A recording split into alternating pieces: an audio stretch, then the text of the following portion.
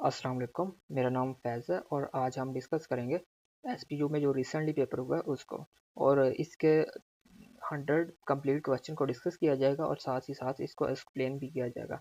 सो आप लोगों से रिक्वेस्ट है कि अगर आप लोगों ने हमारे चैनल को सब्सक्राइब नहीं किया तो इसको सब्सक्राइब कर लें और साथ ही साथ वीडियो को लाइक लाजमी कर दें। तो बढ़ते हैं क्वेश्चन नंबर 1 की तरफ। क्वेश्चन नंबर 8 है, 8 अक्टूबर 2005 को पाकिस्तान आज़ाद कश्मीर में ज़ल्ज़ले की शिद्दत क्या थी? जो पाकिस्तान में 2005 में ज़ल्ज़ला आया था उसकी शिद्दत 7.6 थी। एएफपी किस न्यूज़ एजेंसी का मुखफ़्फ़फ़ है? एएफपी का एब्रीवेशन है एजेंसी फ्रांस प्रेस। 1 मिनट में इंसानी दिल डैश बार धड़कता है। तो अगर हम इंसानी दिल की बात करें तो वो 1 मिनट में 70 से 80 बार धड़कता है। गंधक के तेज़ाब का फार्मूला क्या है? गंधक के तेज़ाब का फार्मूला H2SO4 है। इंसानी जिस्म का दर्जा हरारत डैश होता है। अगर हम फ़ारेनहाइट में बात करें तो इंसानी जिस्म का दर्जा हरारत 98.6 होता है। अगर सेल्सियस में बात करें तो वो 36 होता है। CMS किस चीज़ का मुखफ़्फ़फ़ है? CMF मुखफ़्फ़फ़ है केमिस्ट्री मैन्युफैक्चरिंग एंड कंट्रोल।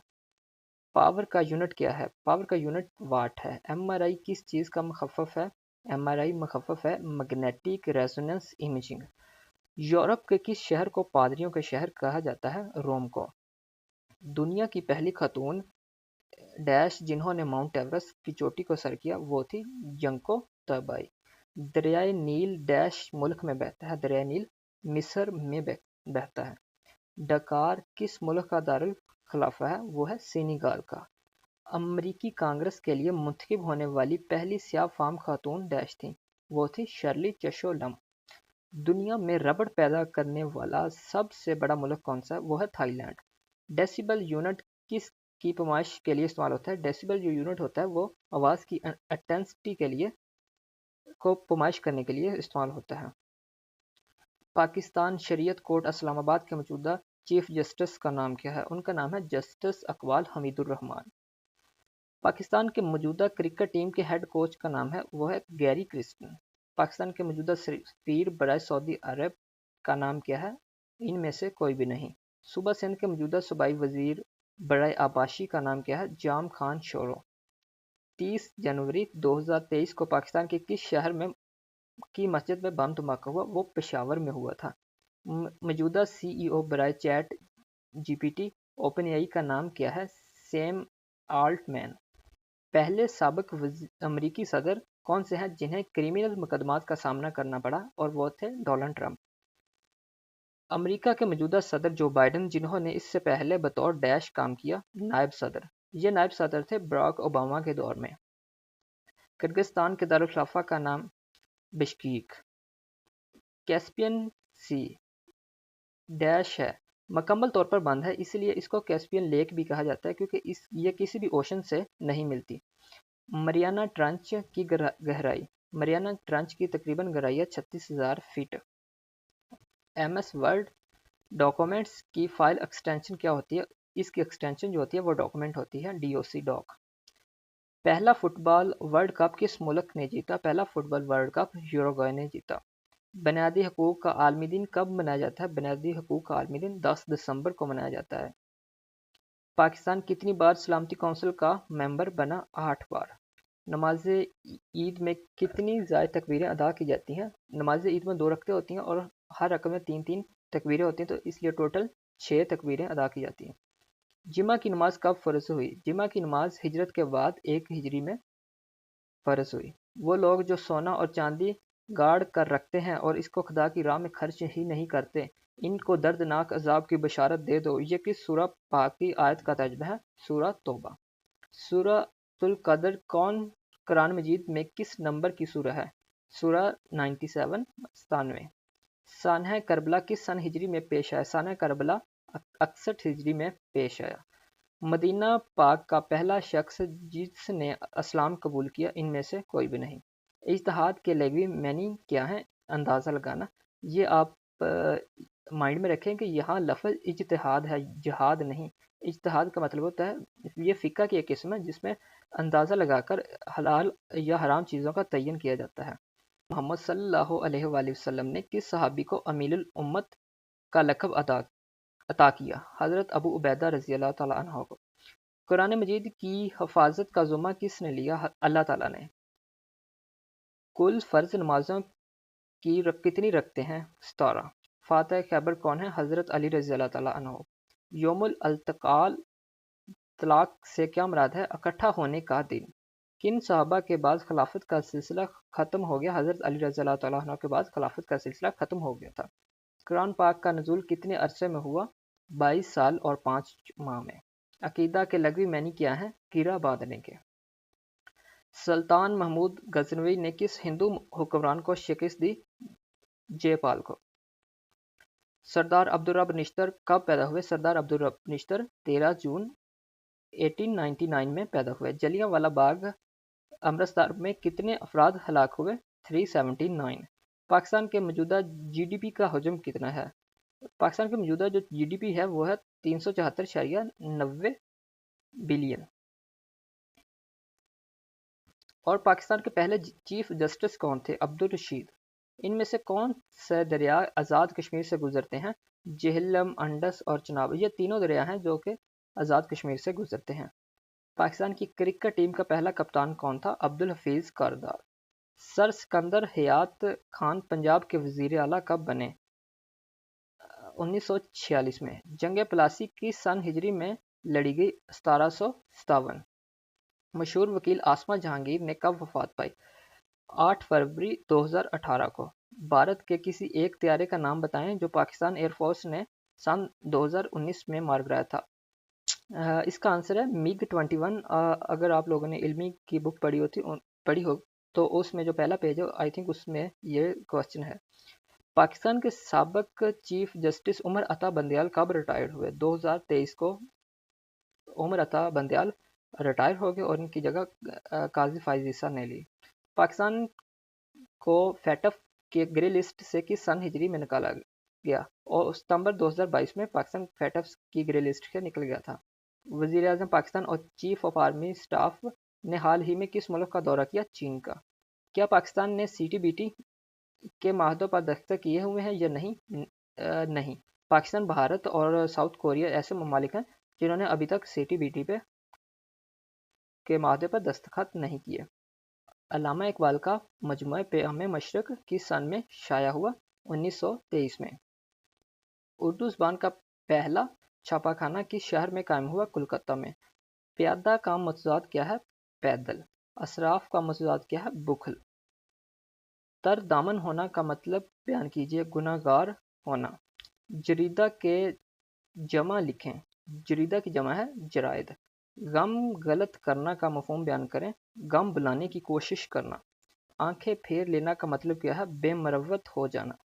लफ्ज़ उर्दू के लग़वी मानी क्या है? लश्कर। वो अंग्रेज़ जिन्होंने फोर्ट विलियम कॉलेज के क़याम में सबसे नुमायां किरदार अदा किया? Lord वेल्ज़ली।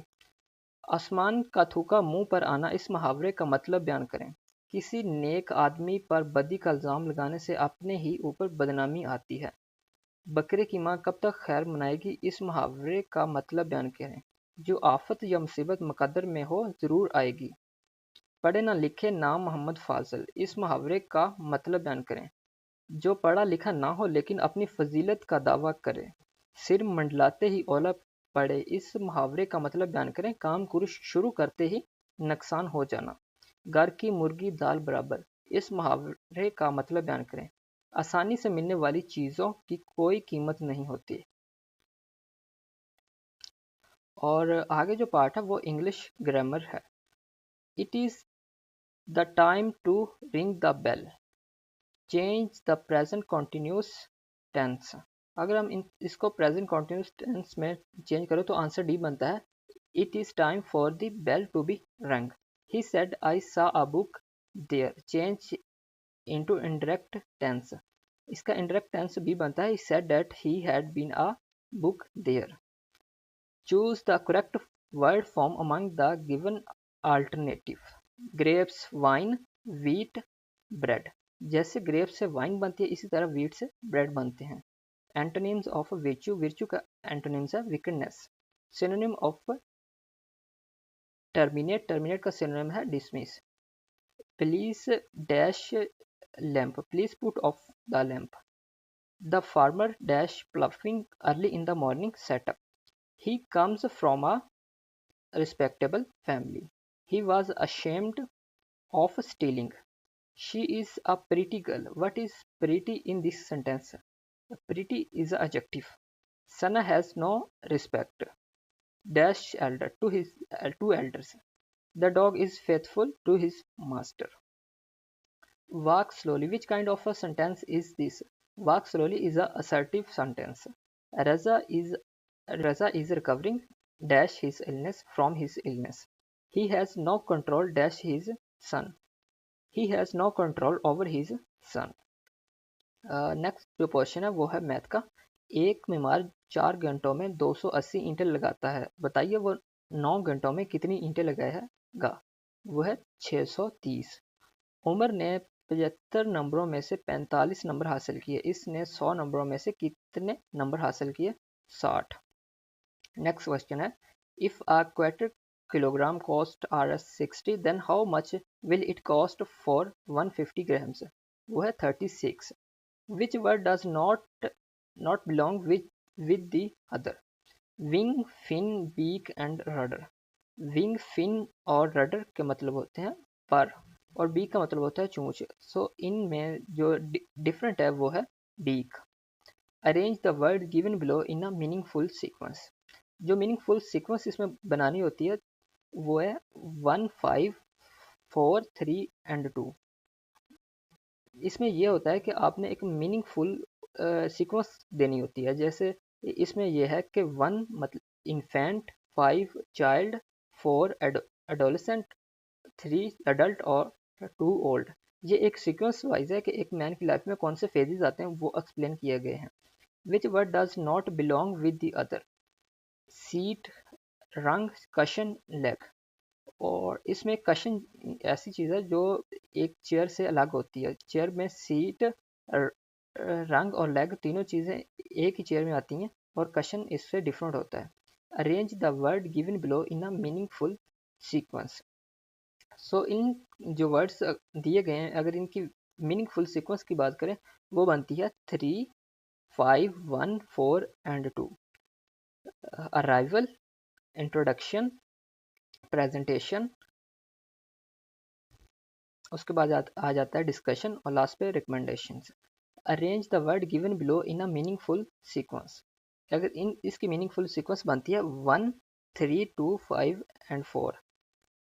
Photos, baby, child, youth और अडल्ट।